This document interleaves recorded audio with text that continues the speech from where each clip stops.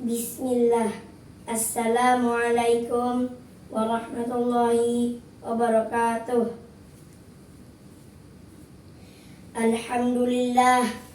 Alhamdulillahi wahidil ahad. Ahmaduhu subhanahu wa huwal muradus samad. Lam yalid wa lam yulad wa lam yakul lahu kufuwan ahad.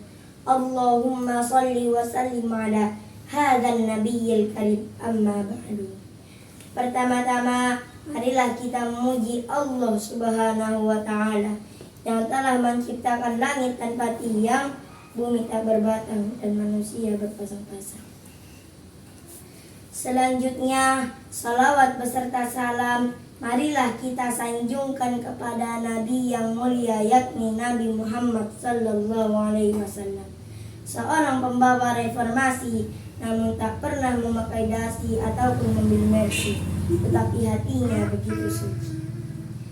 Yang terhormat Dewan Hakim yang wajahnya bersinar bak bulan purnama, dan para hadirin yang berbahagia, serta teman-teman para generasi harapan bangsa. Pada kesempatan kali ini, saya akan menyampaikan untayan hikmah yang bertema sekolah tempat belajar ilmu dan juga kebaikan. Teman-teman PMC semuanya, ada yang tahu nggak kenapa sekolah tempat belajar ilmu dan juga kebaikan? Tentu hal ini Islam yang mengajarkan bahwa sekolah adalah wadah pertama bagi seseorang ketika mau menuntut ilmu. Dalam pepatah Arab dikatakan, Al-ummu madrasatil ula, ibu adalah sekolah pertama bagi anak-anaknya. Oleh karenanya, sekolah bukan hanya belajar di kelas dengan guru semata, tetapi juga belajar dengan ibu ataupun orang tua disebut juga sekolah dalam Islam. Pantaslah sekolah merupakan tempat yang paling penting untuk menuntut ilmu ataupun kebaikan. Teman-teman PMC yang berbahagia, setelah kita mengetahui pentingnya sekolah bagi tempat belajar kita, maka kita harus tahu juga bahwa ilmu lebih penting bagi kehidupan kita. Jauh sebelum UNESCO menggerakkan program wajib belajar, jauh sebelum itu juga Rasulullah Sallallahu Alaihi Wasallam bersabda, "Talabul ilmi faridatun ala kulli muslimin wal muslimat." Menuntut ilmu itu diwajibkan oleh Allah Subhanahu wa Ta'ala, baik muslim laki-laki maupun perempuan.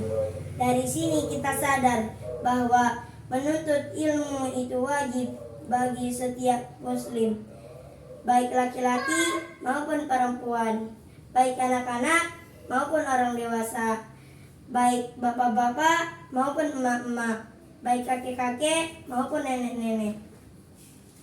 Teman-teman yang dirahmati Allah, sebagai muslim kita dituntut untuk menuntut ilmu atau bersekolah, karena dengan ilmu itu Allah akan mengangkat derajat kita di sisi Allah Subhanahu wa Ta'ala. Allah berfirman dalam surat Al-Mujadalah ayat 11 yang berbunyi, A'udzu billahi minasyaitonir rajim. Yarfa'illahu alladhina amanu minkum walladzina utul ilma darajah. Artinya, Allah akan mengangkat derajat orang yang beriman dan yang menuntut ilmu di antara kalian dengan beberapa derajat. Subhanallah, itulah janji Allah Subhanahu wa Ta'ala kepada kita. Sampai sekarang kita masih sering mendengar nama seperti Ibnu Sina dengan kedokterannya yang 10 tahun sudah menghafal Al-Quran 30 juz, ataupun Al-Khwarizmi dengan ilmu matematikanya, sampai Al-Jazari dengan ilmu robotikanya. Mereka adalah beberapa contoh ilmuwan Islam yang terkenal karena keilmuannya sepanjang masa. Walau raganya sudah tak ada, tetapi derajatnya masih mulia di mata dunia. Teman-teman sekalian, masihkah kita bermalas-malasan untuk bersekolah atau menuntut ilmu? Tentu sekolah di sini yang saya maksud, sekolah di rumah maupun di kelas bersama guru. Ada syair Arab yang mengatakan, kapan bangunan itu akan sempurna jikalau sebagian dari kalian membangun dan sebagiannya merusak. Artinya bahwa ibarat anak adalah bangunan dan yang menjadi tukang adalah orang tua dan sekolah tersebut. Jikalau di sekolah kita diberi contoh yang baik, tetapi di rumah kita diberi contoh yang buruk, maka perlahan-lahan bangunan atau anak itu tidak akan menjadi pribadi yang baik, justru akan menjadi bangunan yang rusak.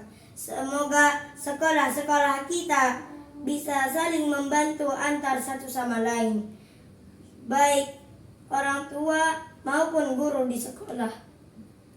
Hanya ini yang bisa saya sampaikan, kurang lebihnya mohon dimaafkan. Wali jalan-jalan ke masjid raya, jangan lupa sholat di dalamnya. Kalau ingin Islam kita berjaya, menuntut ilmu itulah solusinya. Wabillahi taufiq wal hidayah. Wassalamualaikum warahmatullahi wabarakatuh.